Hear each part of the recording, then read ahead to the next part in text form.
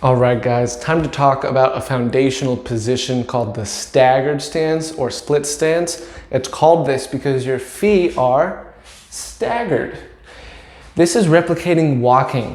When we're walking, our weight goes from being centered over one leg to then being centered over another leg. And it's very useful to practice moves where we have to center our weight over one leg then the other, because that is where we find our dysfunctions. Everyone typically has one leg they're very good at being balanced on and working around. For me, it's my left. And another leg that feels foreign, feels weak, they just can't control it.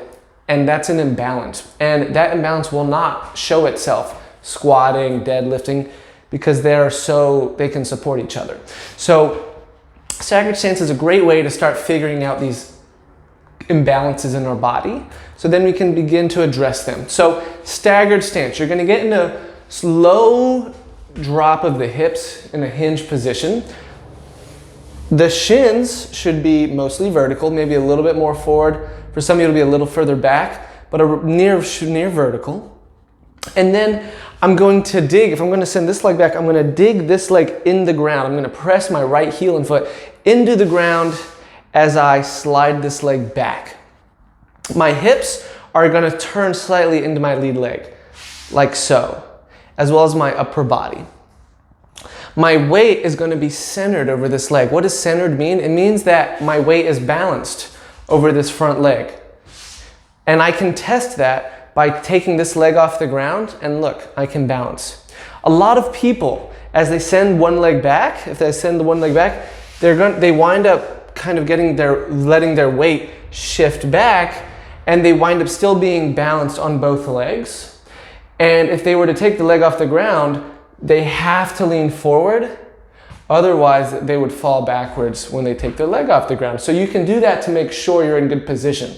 So you could go into a hinge, send one leg back, lift the leg up to make sure you're centered, and then slowly bring this leg back on the ground while not letting your weight rock back again. You know you're doing well if you feel it where you're meant to feel it. Glutes and hamstrings.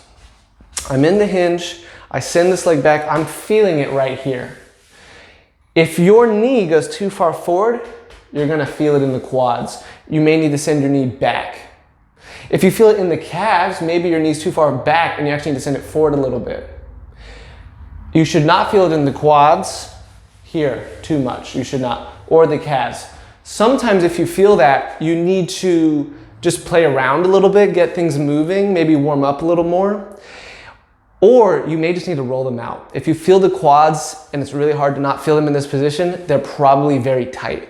And that's the thing about functional exercises, they're also always an assessment of what you need to roll out. So if you feel this, roll it out. If you feel this, maybe roll it out. But otherwise, play around with hinging, driving the foot into the ground, sliding this leg back, turning my weight, turning my hips and my torso into the forward leg.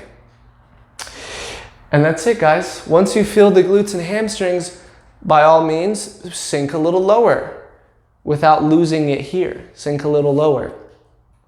And then I want you to practice with starting to stand up. You're standing up, and as you stand up, a lot of people will start straightening their leg and keeping their hip back. You need to drive the hip forward as you start standing up so that you can finish in a straight line over the front leg. As if I'm walking, yeah? Walking.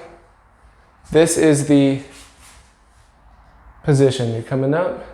And a lot of this is just practicing our walking. We're practicing getting better at walking and running by doing these motions. Good luck.